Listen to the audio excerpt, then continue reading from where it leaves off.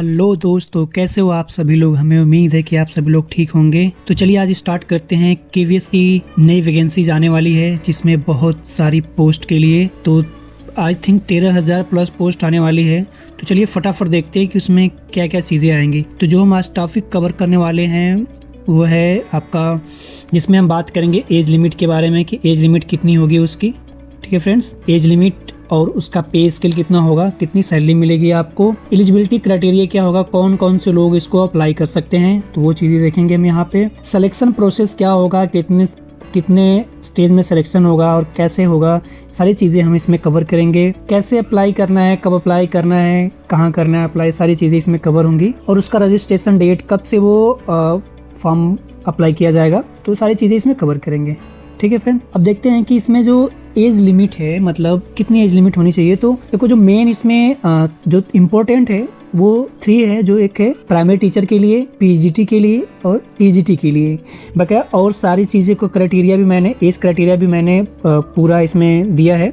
तो आप जिस चीज़ के लिए एलिजिबल हैं, जो चीज़ अप्लाई करना चाहते हैं, तो वहाँ पे आप उसके एज क्राइटेरिया देख सकते हैं। जैसे कि प्राइमरी टीचर के लिए है 30 ईयर मैक्सिमम, और है यहाँ पे असिस्टेंट कमिश्नर भी है, प्रिंसिपल भी है, वाइस प्रिंसिपल भी है। तो इसमें भी एज क्राइटेरिया दिए हुए हैं। आप जिसके लिए एलिजिबल हैं उसके लिए आप अप्लाई करें। आप देख सकते हैं पीजीटी के लिए है 35 ईयर मैक्सिमम क्राइटेरिया है। टीजीटी के लिए भी है 35 ईयर ओल्ड है। ठीक है, 35 ईयर है।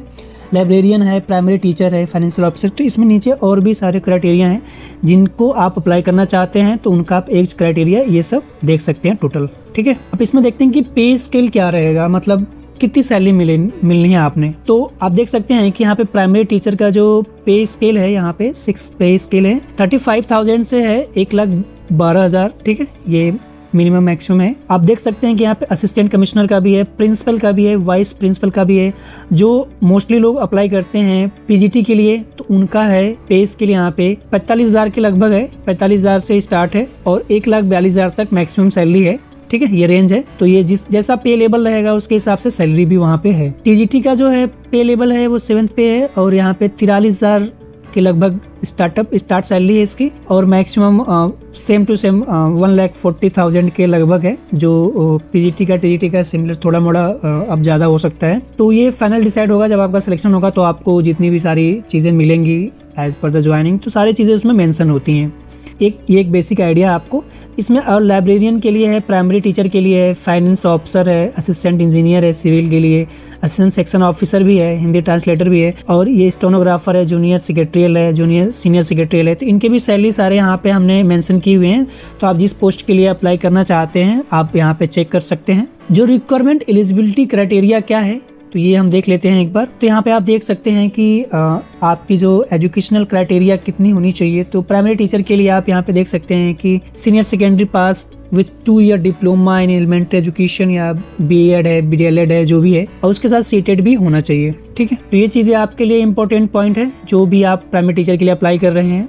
सेकेंड है आपके लिए important master degree with recognised university with at least 50% mark BEd equivalent degree from recognised university. ये पीजीटी के लिए है। ठीक है, पीजीटी के लिए है। तो जो भी पीजीटी के लिए अप्लाई करना चाहते हैं तो उनको ये मास्टर डिग्री होनी चाहिए, 50% एटलीस्ट मार्क होना चाहिए उनका, और बीएड या इक्विवेलेंट कोई भी डिग्री हो तो पीजीटी के लिए एलिजिबल है। ठीक है, यहाँ पे देख सकते हैं टीजीटी के लिए जो है ये भी इंपॉर्टेंट है। टीजीटी के लिए भी जो भी एलिजिबल हैं आप यहाँ पे क्राइटेरिया देख सकते हैं। बैचलर डिग्री है विथ बीएड है, सीटेड भी उसके साथ, सीटेड कंपलसरी है। तो आप इसको जब फॉर्म आए नोटिफिकेशन में तो इसको क्लियर एक बार चेक कर लीजिएगा, सीटेड कंपलसरी है इसमें। ठीक है, तो ये रही इसकी एलिजिबिलिटी क्राइटेरिया, मतलब एजुकेशनल क्राइटेरिया कि आपको क्या क्या एजुकेशन होना चाहिए। और इसमें भी जो अदर पोस्ट के लिए अप्लाई करना चाहते हैं उनके लिए भी हमने एलिजिबिलिटी क्राइटेरिया लिखी यहाँ पे मेंशन किया हुआ है। असिस्टेंट कमिश्नर के लिए, प्रिंसिपल के लिए, वाइस प्रिंसिपल के लिए, लाइब्रेरियन के लिए, प्राइमरी टीचर के लिए, finance officer, assistant section officer, Hindi translator, senior secretarial, stenographer, तो ये सब भी हैं। तो आप जो भी अप्लाई करना चाहते हैं तो इन सभी क्राइटेरिया को आप चेक कर लेना जो जिस पोस्ट के लिए अप्लाई करना चाहता है। सिलेक्शन प्रोसेस कैसा रहेगा, तो ये भी हम चलो इस पार्ट में देख रहे हैं। सिलेक्शन प्रोसेस का 3 स्टेप है यहाँ पे। फर्स्ट है रिटन एग्जामिनेशन, कंप्यूटर बेस्ड है, सीबीटी टेस्ट और स्किल टेस्ट है। ठीक है, और इंटरव्यू है आपका। ठीक है, तो ये 3 स्टेप है इसमें। 3 स्टेप में एग्जाम होगा तो आपको ये प्रिपरेशन करना है। अब देखते हैं कि इसको अप्लाई कैसे करना है, मतलब ये सारी चीज़ें हैं तो इसमें हम कवर करते हैं इसको।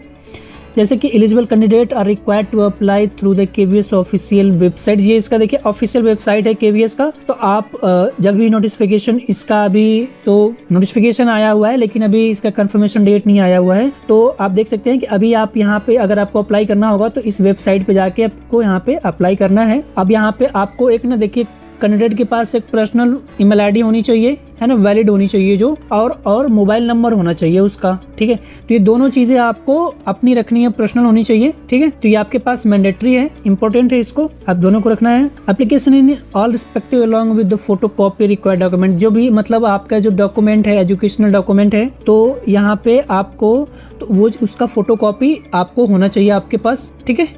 ये आपको रखना है, जरूरी है। और opening last date registration online will be announce soon, मतलब अभी इसका डेट आया नहीं है, लेकिन इसके बारे में अभी आगे हम डिस्कस करेंगे नेक्स्ट स्लाइड में।